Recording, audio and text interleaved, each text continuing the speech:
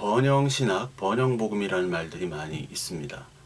여러분들도 알다시피 번영이라는 것에 대해서 우리가 좀 더 잘 살자, 이 땅에서 잘 누려보자 라는 것들을 바로 복음으로 표현해서 번영복음이라고 많이들 하죠.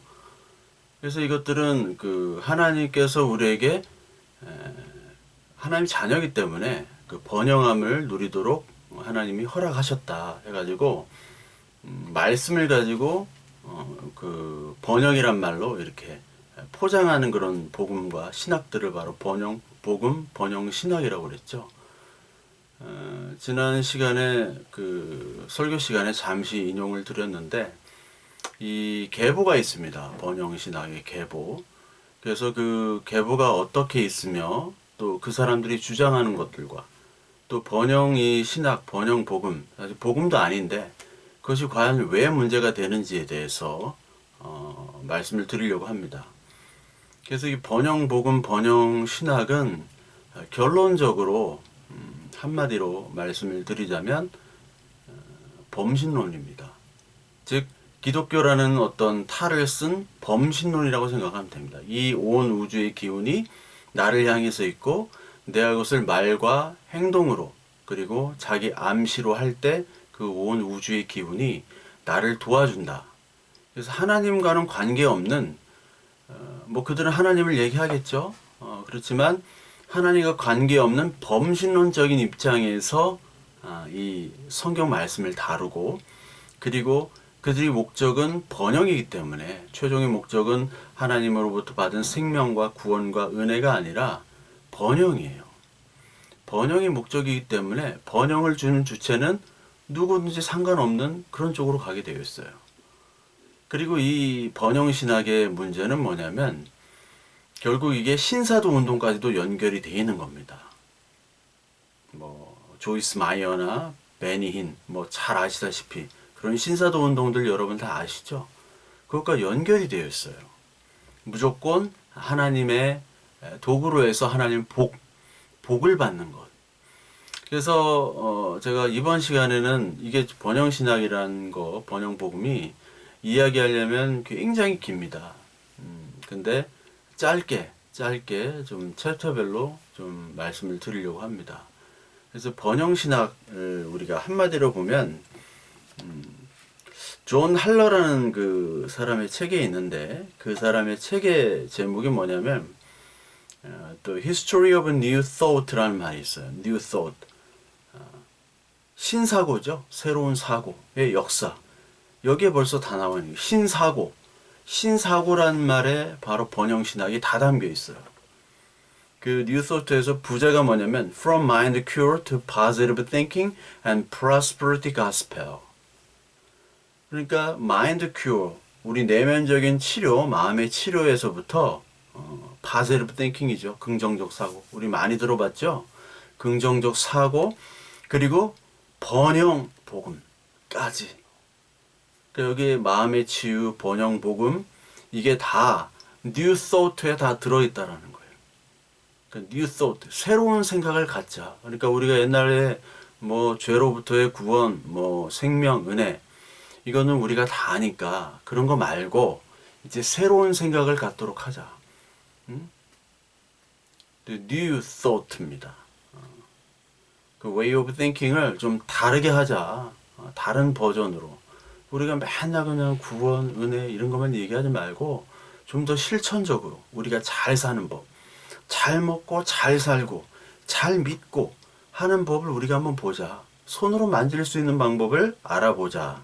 라고 하는 게 바로 이 번영복음의 핵심이에요. 존 할러의 책이. 이 뉴소트에 바로 이 번영복음이 다 나와 있습니다. 그래서 처음에 이 신사고, 뉴소트라는 말을 하는데 이 뉴소트라는 말이 19세기, 20세기 초에 주로 이렇게 큰 부흥을 했거든요. 뉴소트라는 말이. 왜 그러냐면 그때는 이제 심리학이 발달하고 실용과 어떤 과학, 그 정신의학, 프로이트로부터 시작되는 정신의학 그런 것들이 이제 많이 발달했던 시대이기 때문에 이 복음에서도 마음이란 것, 그 마음의 치료, 그것이 어떤 이 뉴소트의 새로운 어떤 핵심 키워드가 됐어요. 마음을 다스리는 것. 그리고 이게 우주의 기운이 나옵니다. 그래서 제가 아까 범신론적인 거라고 얘기했잖아요. 이 그 번영 복음이.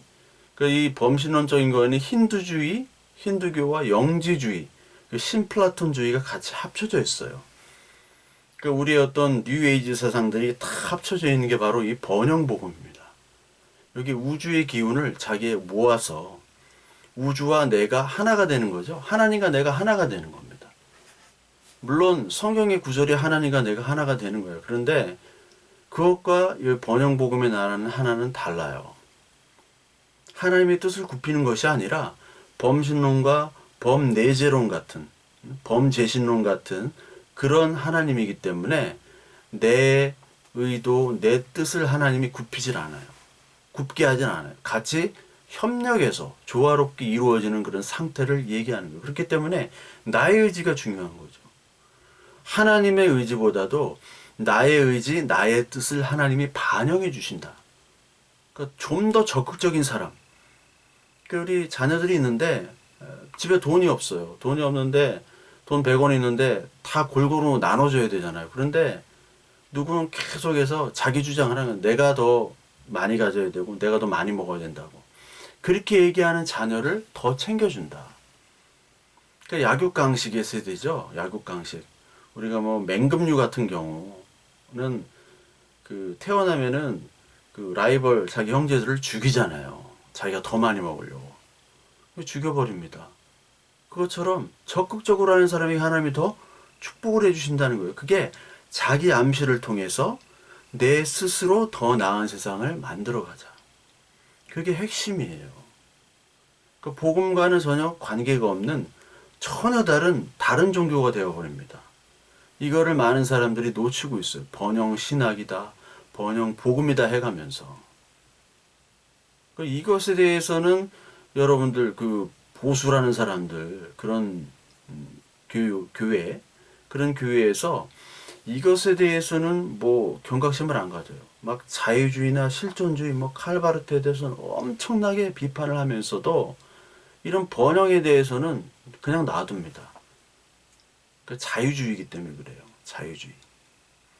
진보라는 사람들은 이런 거는 비판하는데 자기들이 예수 그리스도 하나님을 믿지 않는 것은 또 비판 안 해요. 사회 개혁만 한다고. 둘 다 정제되어야 되는데. 오늘은 이 번영복음 번영신학 이것이 문제라는 겁니다. 특히 번영복음의 뿌리가 스웨덴볼이라고 잠깐 소개를 드렸을 거예요. 스웨덴볼, 스웨덴 사람의 과학자예요. 원래 사상가, 신비주의가 옛날 사람입니다. 1688년에 태어났기 때문에 또 오래 살았어요. 이 사람이 거의 90살 근처까지 살았던 사람입니다. 옛날 사람 치고 굉장히 오래 살았죠. 이게 스웨덴볼이는 옛날에 오리겐, 필론 같은 어떤 영적인 그런 해석을 하는 그런 신비주의, 그런 체험이나 그런 신비적인 해석들, 게마트리아 알죠?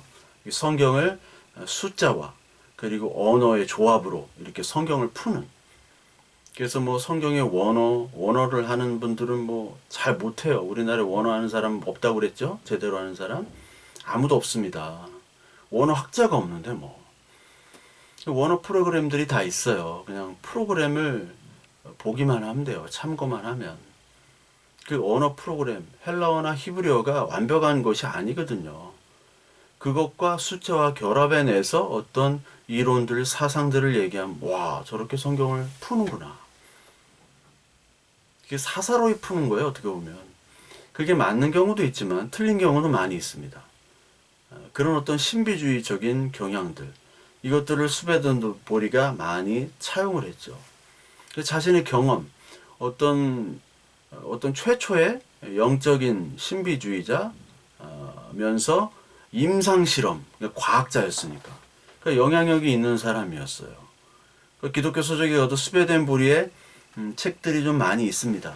신비의 체험을 하는 거예요. 근데 이 사람은 유니테리언입니다. 유니테리언 신학자예요.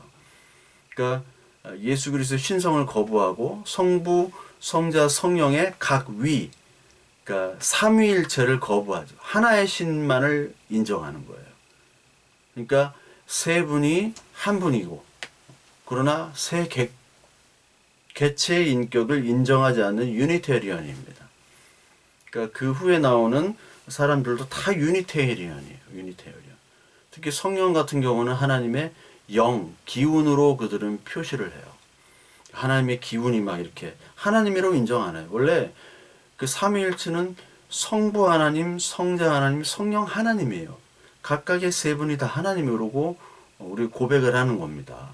그리고 성경 전체적으로도 그것이 지지가 되고요. 그러나 한 분으로 거기에 교통이나 그 상호, 순환에 아무런 문제가 없는 한 분처럼 같은 모든 계획과 그 섭리들이 같이 조율되는 한 분처럼 행하는 그것을 얘기하는 것이 바로 삼위일체인데 이 스벤데볼은 유니테리언인 거죠. 특히 플라톤의 그 신플라톤주의의 유출설, 그 영이 흘러넘치는 그런 걸로 이 성령을 표현을 한 사람입니다. 거기다가 신비주의죠. 그러다가 체험을 강조했어요. 이 사람이 뭐 체험을 많이 했다고 해요. 그래서 천국 지옥 묘사 이런 걸 많이 했습니다. 그러니까 단테의 신곡이 천국과 지옥을 묘사를 하잖아요. 그러니까 가장 그 최고의 자기의 천국은 자신이 짝사랑했던 베아트리체가 거기 사는 거거든요. 그러니까 자신이 그리는 천국을 이 단테도 얘기를 한 거예요.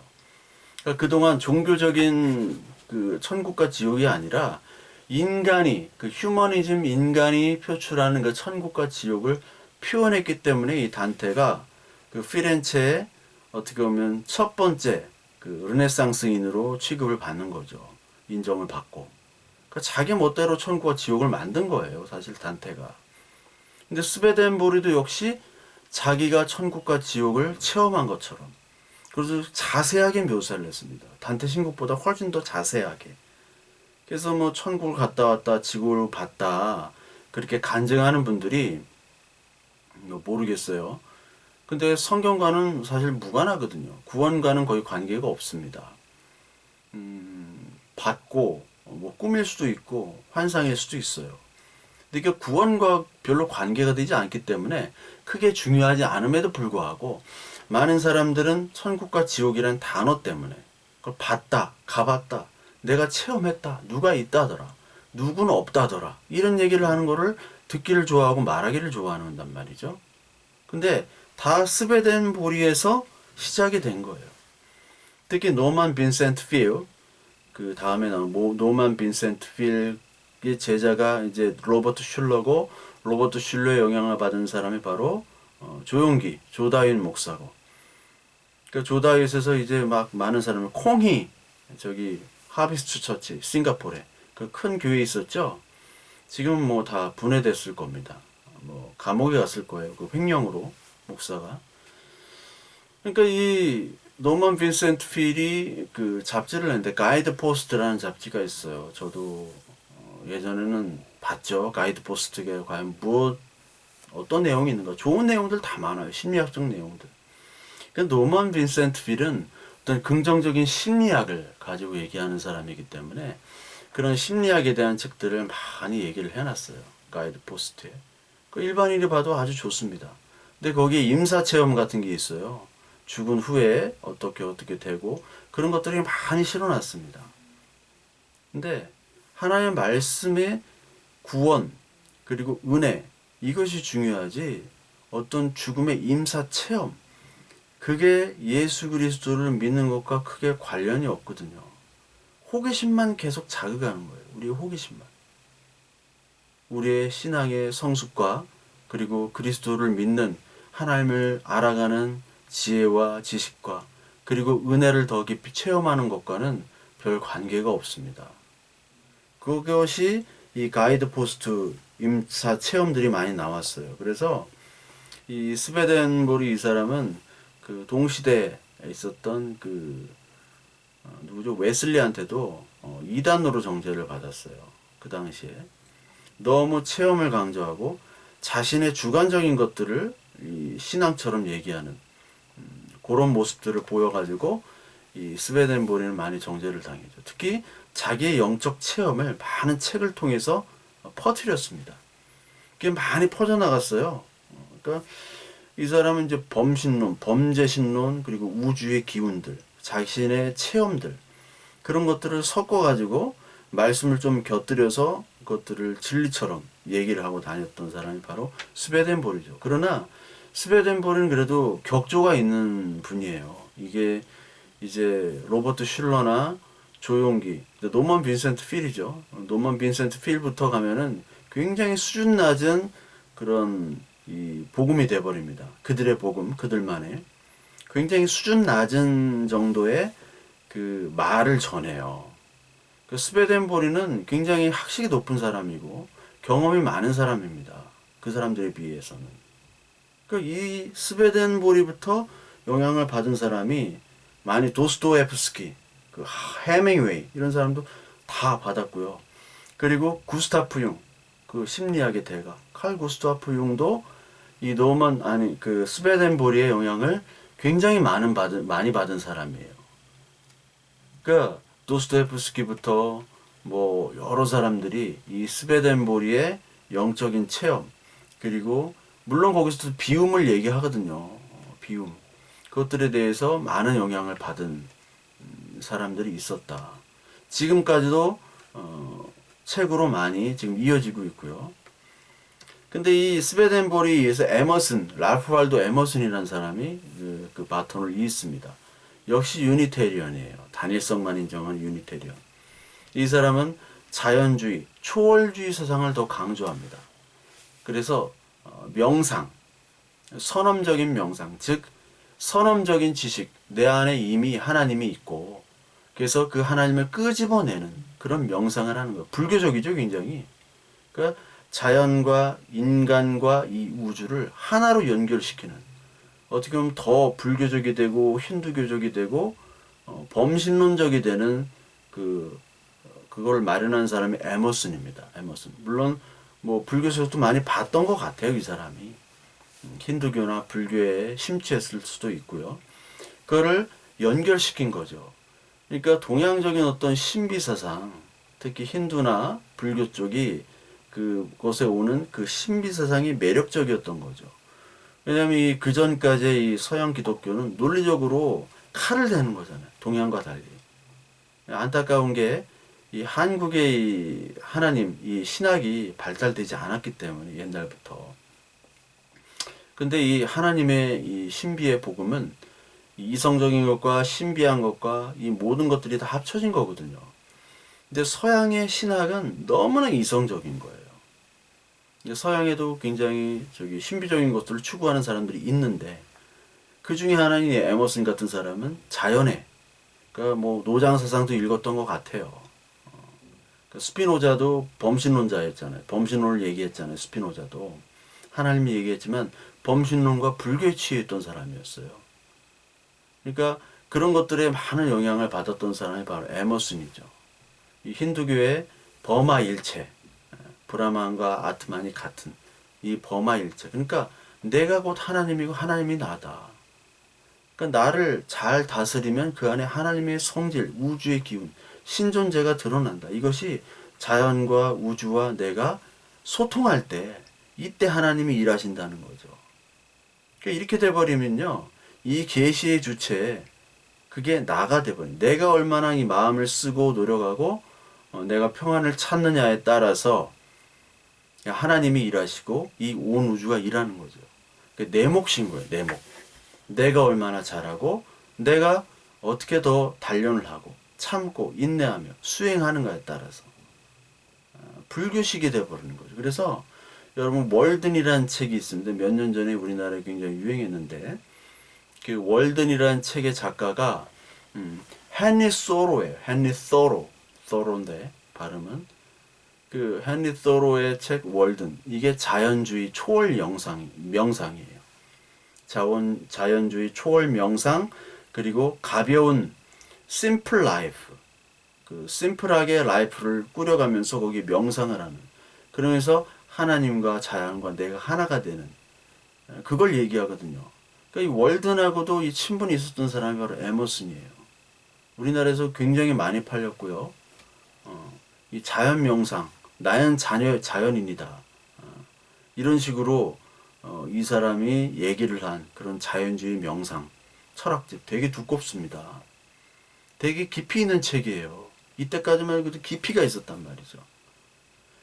그러니까 깊이는 있었지만 이 중심이 내 감정, 나의 상태, 그리고 내가 수양하는 것에 따라서 내가 주체에 따라서 이 온 우주와 하나님이 일을 한다는 겁니다.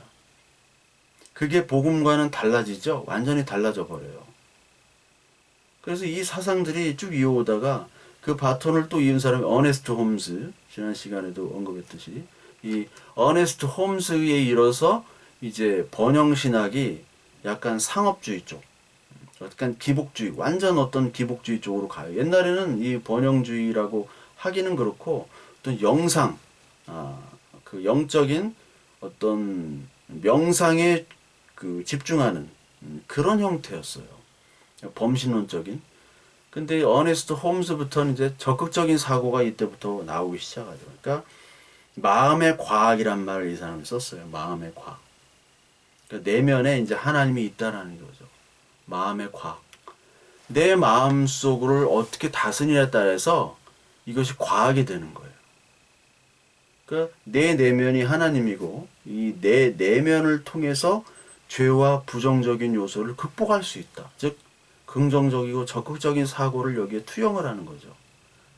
그러니까 하나님은 이 모든 인간에게 고통을 바라시지 않는다. 하나님은 사랑의 하나님이기 때문에.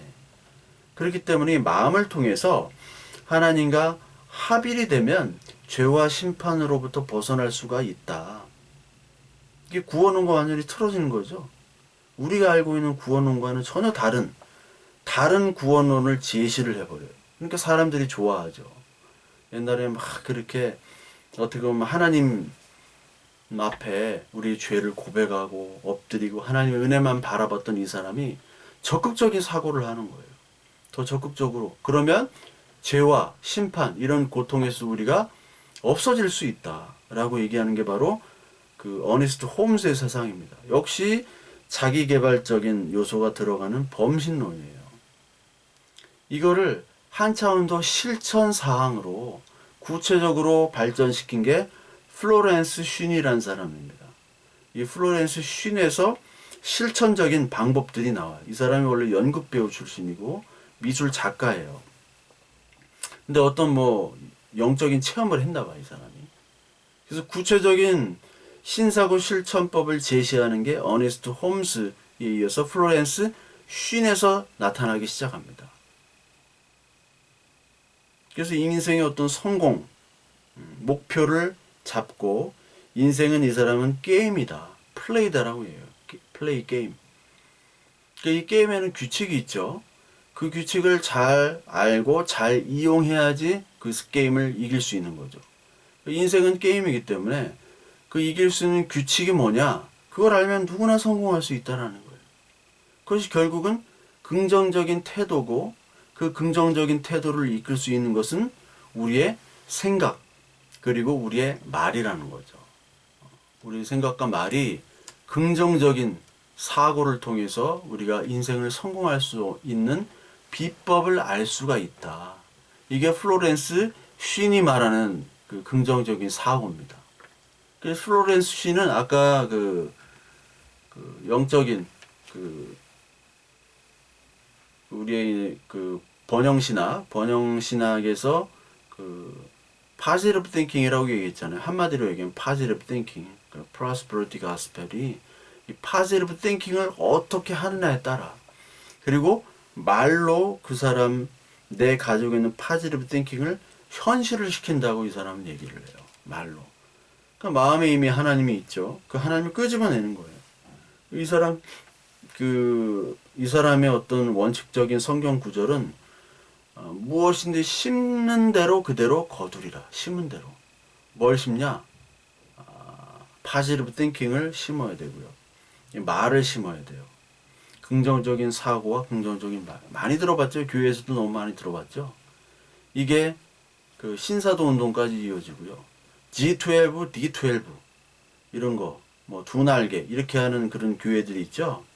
이게 다 마음과 말을 심으라고 얘기해요. 그거만이라도 많은 교회들이 다 이렇게 얘기하잖아요.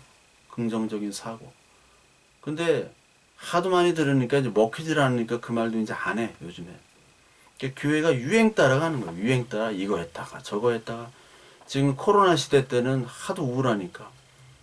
지금 뭐 희망의 메시지를 전해도 지금 먹히지가 않는단 말이에요. 그 목사들이 고민이야. 또 무슨 얘기를 해야 될까? 예수 그리스도의 은혜와 십자가를 얘기를 해야 되는데, 예수 그리스도의 피 얘기를 해야 되는데 이 사람들이 엉뚱한 얘기만 하다 보니까 이 예수 그리스도의 은혜에 대해서 구원과 심판과 의와 이것에 대해서 이제 잊어버린 거예요. 많은 교회가. 그걸 얘기하지 않습니다. 왜? 다 플로렌스 쉰 같은 이런 파지티브 띵킹을 얘기하니까. 이 사람은 뭐 심리학의 영향을 좀 받은 것 같아요. 의식과 그리고 잠재의식, 초의식으로 또 나눠요. 뭐 프로이트한테 영향을 받았는지. 그래서 의식은 그냥 보이는 우리의 의식들이에요. 아무 필요도 없는 의식입니다. 이건 중요하지 않아. 근데 잠재의식과 초의식이 중요한 거예요. 잠재의식은 내가 잠재해 있지만 어떤 방향이 없어요. 이걸 키워줘야 돼요. 방향이 없어요. 어디로 갈지를 몰라요. 어디로 튈지를. 이거를 키워주고 잡아줄 수 있는 의식이 바로 초의식이라는 거예요. 초의식. 이 초의식은 하나님과 만날 때, 하나님과 만날 때, 그럴 때만이 이 초의식과 잠재의식이 결합되는 거. 이 하나님은 범신론적인 하나님이에요. 이 사람이 말하는 하나님은. 그래서 마음 먹기, 마음에 따라서 하나님이 움직인다. 역시 파지티브 띵킹이죠. 이 포지티브 띵킹을 얘기하면 얘기할수록 더 하나님이 너를 일하신다. 너의 잠재의식을 끄집어내서 네가 잠재하는 것들을 현실로 나타낼 수가 있다. 그것이 바로 법칙이다. 인생의 성공의 법칙이다. 그래서 여러분 그 원효의 그 일체유심조 아시죠? 일체유심조. 원효가 이제 하도 목이 말라가지고 그 유학 가는 도중인가 그랬을 거예요. 어디 저기 당나라로 유학을 가야 되는지 고민할 때 밤에 목이 말라가지고 이렇게 먹었는데 너무 시원해가지고 근데 잠들었대요. 잠들었다가 아침에 일어나 보니까 내가 먹은 물이 그 해골 썩은 물이었다는 거예요. 그러니까 깜깜하니까 너무 목이 타니까 마셨어. 최고로 맛있는 물이었지만 알고 보니까 썩은 물이었다는 거예요. 그 마음에 따라서 이게 썩은 물이 될 수도 있고 이게 달고 맛있는 물이 될 수도 있죠. 그 마음이 그 실체를 결정한다가 일체유심조예요. 불교에. 그 일체유심조가 바로 이 원효가 얘기하는 건데 마찬가지로 플로렌스 쉰이 얘기하는 것이 바로 일체유심조입니다. 마음에 따라 달려있는 거죠. 네가 어떻게 하느냐에 따라서. 그래서 잠재의식과 초의식에 만날 때 네가 일체유심조가 되는 거예요. 마음에 따라서. 마음에 하나님이 되는 거죠. 특히 이 마음의 힘으로 원하는 것을 얻기 위해서는 바라봐야 된다. 바라봄의 법칙이 있어요. 바라봄의 법칙. 이 바라봄의 법칙, 그리고 파지티브 띵킹, 뭐 이런 것들이 다 여러분들이 아는 뭐 시크릿, 론다 버닌가 그 여자가 쓴 시크릿이나 뭐 파울로 코엘료 소설들 보면요, 뭐 11분이라든지 그리고 연금술사 이런 게 다 영지주의적 이런 그 범신론적인 그 책이거든요. 그래서 내가 뭔가 노력을 하면 이 우주에 온 기운이 나를 도와준다. 그게 연금술사였잖아요. 파울로 코엘료에. 별 내용이 없어요. 무슨 내용인지도 모르겠어요. 근데 그것들을 마케팅을 잘하는 많은 사람들이 뭣도 모르고 사요. 팔려. 돈을 벌어요. 그 유명 작가가 되는 거예요. 왜 유명한지도 모르고 그것이 어떤 책인지도 모르고 아마 작가도 모를 거예요. 내가 왜 유명해졌을까? 의아해할 거예요.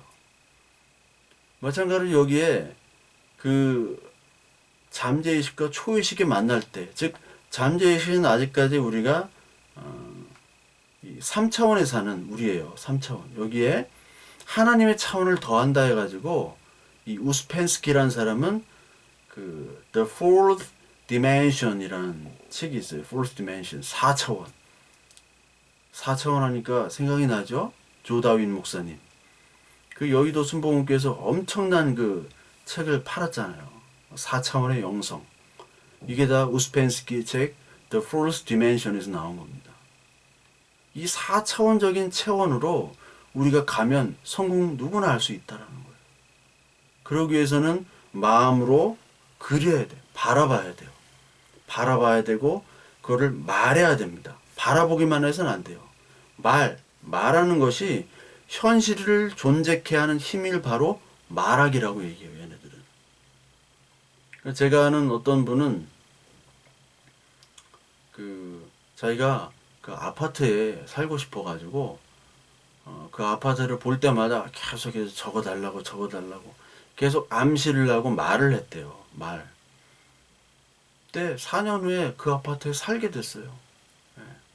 그분이 뭐 진짜 그렇게 했는지 저랑 같이 있었던 전도사님이었는데 나이 드신 분. 근데 그 양반이 뭐 살게는 됐어요. 저도 뭐 그 집에 한번 가봤으니까. 근데 기도를 했지만 뭐 여러 가지 수단을 썼겠죠. 근데 적어달라고 암시를 하고 말을 하니까 됐다.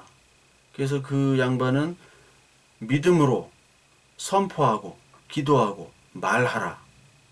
그럴 때 하나님이 주신다. 그런 믿음을 가지고 있는 분이에요. 완전히 번영신학이죠. 그거는 그런 기운이 있는 겁니다. 이 세상에 그런 기운이 있는 거예요. 모든 사람들이 다 그렇게 자기 암시를 하고 그렇게 외쳐야 돼요. 그러면 힘은 나요. 마음도 나고 힘도 얻습니다. 특히 그 다단계 회사나 그 기획부동산 이런데 아침마다 구호 외치죠. 할 수 있다, 할 수 있다. 거울 보고 외쳐라, 뭐 100번 외쳐라. 그게 다 다단계에서 하는 거예요. 다단계가 대부분이 다 기독교는 아니지만 하여튼 교회에 출석하는 분들. 그런 분들이 다 다단계를 하세요. 그분들이 다 뭐하냐? 아직 성공하지 않았다. 다 기도한다고 그래. 그분들 다 기도한다고 하면서 뭐 그렇게 막 암시를 하고 자기 주문을 외쳐요. 그러니까 그들이 말하는 것, 특히 이제 그들이 말하는 것은 아브라카다브라 같은 그런 주문이에요. 기도가 아닙니다. 우리가 성공할 수도 있고 실패할 수도 있고 건강할 수도 있고 건강하지 못할 수도 있어요. 그것에 대한 하나님의 뜻이 있는 것이고 그것을 통해서 우리 하나님의 자녀로 이끄시는 게 하나님의 목적이지 성공 실패가 중요한 것이 아닙니다. 근데 이들은 성공을 원해요. 그게 fourth dimension, 4차원이라는 거예요. 그래서 월러스 워틀스라고 하는 사람이 있는데 이 사람의 책이 뭐냐면 The Science of Getting Rich예요. 참 책이 제목이 The Science of Getting Rich. 부자 되는 과학. 부자 되는 방법이 있는데 그게 과학이다. 그걸 어떻게 부자가 되느냐? 이게 벌써 1910년도에 나온 책이에요. 힌두교에서도 뭔가 그리고 명상하고 그래서 현실로 나타내는 그런 연습들을 하는데 명상이나 요가 이런 게 다 그런 거예요. 우리가 하는 그런 체조 요가, 그런 필라테스 그런 요가가 아니라 진짜 요가는 여기까지 들어가는 거예요. 근데 그런 우주의 무형의 물질을 유형의 물질로 만드는데 가장 필요한 게 믿음의 언어라는 거예요. 믿음의 언어. 그래야 getting rich가 된다. getting better. 뭐 조엘 오스틴이 쓴 better than you인가? 뭐 그런 책 있잖아요. 더 잘 되는 나. 뭐 앞에 있었던 것 같은데 하여튼 끝에 better than you예요. 더 나은 당신보다 더 나은 그거를 추구하라. 그러려면 말로 선포해야 돼요. 믿음으로. 히브리서 11장에 나오는 그 믿음장을 계속 사용하는 거예요. 믿음장. 믿음은 바라는 것들의 실상이요 보이지 않는 것들의 증거다. 그게 무슨 얘기인지도 모르고 보이는 것들의 실상이니 보이는 것처럼 생각하자. 이렇게 해석을 해버린단 말이에요. 그 믿음이라는 게 예수 그리스도를 상징하는 거고 믿음장 맨 마지막에는 믿음 따라가다가 다 죽는 거 얘기 나오잖아요. 그러면 연결이 돼야 되는데 해석이 11장 1절과 마지막 절이 연결이 안 돼요. 그렇게 하면 자기 마음대로 그냥 성경도 그 한 절, 그 단어에 꽂혀가지고 그 단어를 가지고 성경을 전체를 해석해 버려요. 그러니까 이건 하나님이 아니라 전혀 다른 우상을 섬기는 사람들로 가득하다는 거죠. 그걸 복음이라고 떠들고 다니고 무슨 번영 복음이라고 얘기하고 번영 신학이라고 얘기하고. 그러니까 이 The Science of Getting Rich 말이 주술적인 힘이에요. 이거를 시크릿에서 계속 얘기하잖아요. 론다번이 말하라. 믿음의 언어를 하라. 믿음으로 반드시 말해야 된다. 이걸 얘기하고 있어요. 참 무섭죠. 이건 첫 서두에도 말씀드렸듯이 범신론입니다. 기독교의 탈을 쓴 범신론. 이건 기독교와 전혀 관계가 없는 거예요. 그 일체유심조는 그 절에서는 자기 욕심을 버리고 내 자아를 부정하기 위해서 일체유심조를 쓴 거고, 이 번영신학, 번영복음은 일체유심조를 어떻게 쓰냐? 자기 욕심을 더 키우고자 일체유심조를 쓴 거라고 보시면 됩니다. 그래서 번영신학, 번영복음이 기독교가 아니다, 여러분. 그걸 말씀을 드리고, 이제 뭐 노만 빈센트 필부터 뭐 조엘 오스틴까지 얘기를 좀 드리고, 그리고 마지막으로 이 번영복음이 과연 무엇이며 왜 문제가 있는지 그 성경에서도 좀 예를 들면서 다음 강의를 하도록 하겠습니다.